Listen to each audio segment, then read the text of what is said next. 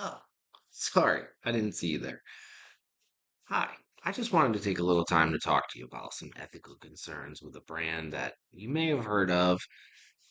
Um, Gibson Guitars is one of the most popular brands in guitar history. They were one of the first brands to actually bring an electric guitar to market with the electric Spanish line of guitars, which Spanish style refers to a guitar you hold upright, like the one I'm holding here, as opposed to a lap steel guitar, which had already made it to market slightly sooner.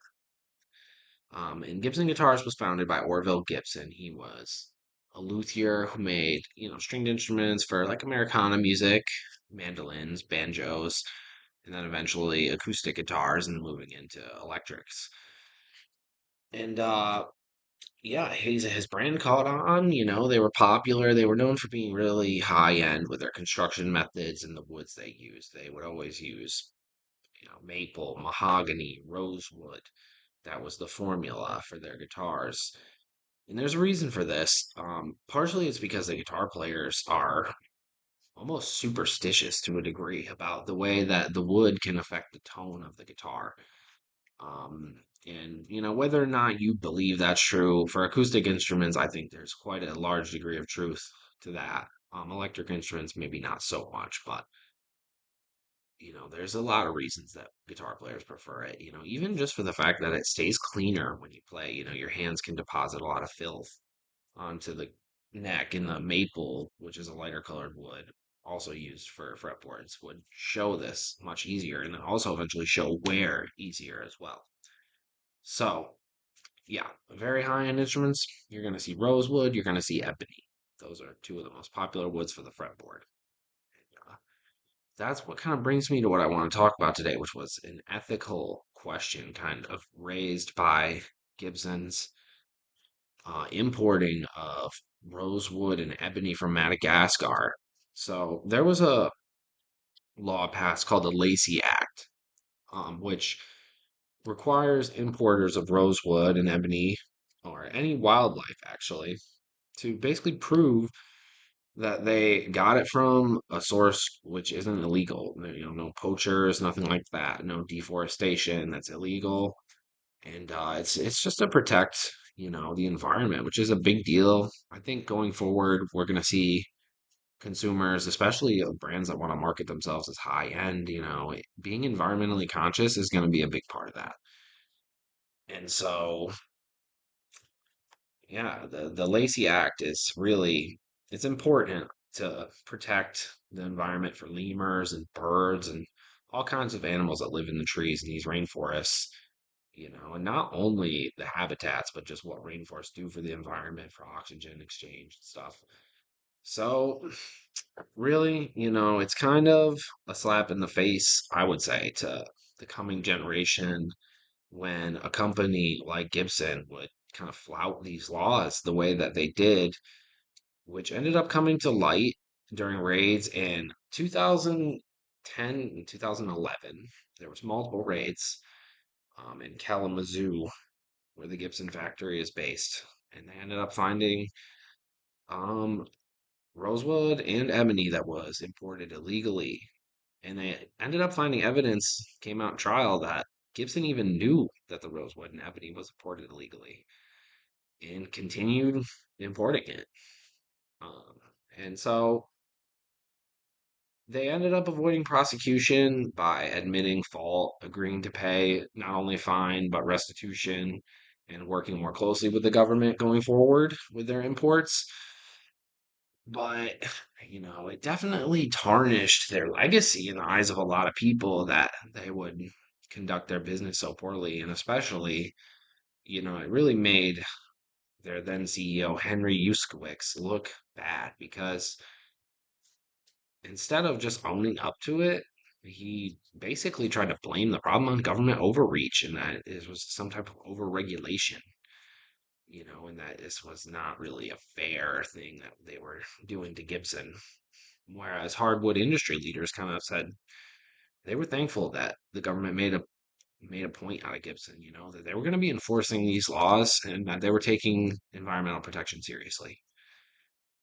And it wouldn't be Henry Juszkiewicz's last mistake working at Gibson. He went on to push some pretty terrible product innovations like robotic tuners as a standard um, feature on every guitar. You couldn't opt out of it. Ended up being the nail in his coffin. He was ousted when Gibson was approaching bankruptcy, narrowly saved from bankruptcy. They had to agree to a restructuring plan where they got rid of some of their subsidiary brands, like electronics, under their umbrella. And yeah, so they restructured the company, slimmed down, reduced the lineup to their more core offerings.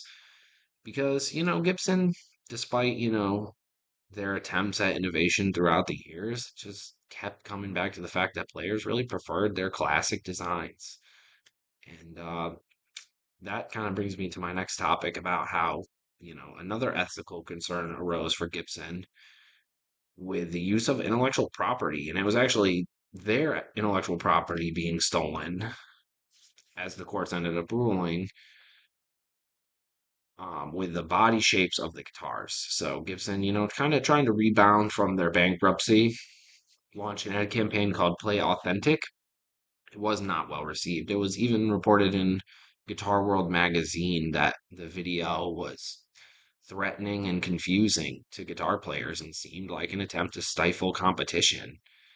Um, and it ended up going to court with Dean Guitars, who made a copy of Gibson's Flying V model under their own brand, and it was pretty much a direct copy, but this is a shape that by this time, I mean, we're talking 50 years later, in people's minds, the Dean said it was generic.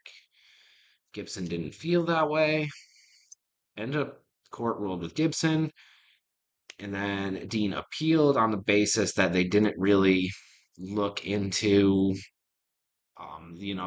the examples of how many times that guitar has been used by other brands. They kind of cited another case with, I believe, Converse shoes to try and point out that, hey, like, you guys didn't even look at this argument we made about another type of design that has become generic in people's minds. It's too late. And not only that, but that there are limitations to really the number of body shapes that can exist because of ergonomics. I mean, as a guitar player, you want a balance of weight, you want access to the neck, I mean, it's got to be comfortable. That limits it pretty severely, honestly, in terms of the possible number of body shapes. And so those are arguments that were made in the broader guitar community as well. And while the Play Authentic campaign ads were pulled, the lawsuits ended up, being ruled in Gibson's favor, which resulted in Dean having to pay out to Gibson, which I believe only further kind of tarnished their legacy in the eyes of people. It's kind of, despite the fact that the theft of intellectual property is taken seriously, I think this is one of those examples where people feel they kind of overstepped, and that they were trying to stifle competition. This wasn't really about preserving, you know, their their property as much as it was trying to make a point, that they were the original, like an image thing to say, hey, we're the best, we did it first, and to really cement that in everybody's minds. I think it kind of backfired on them.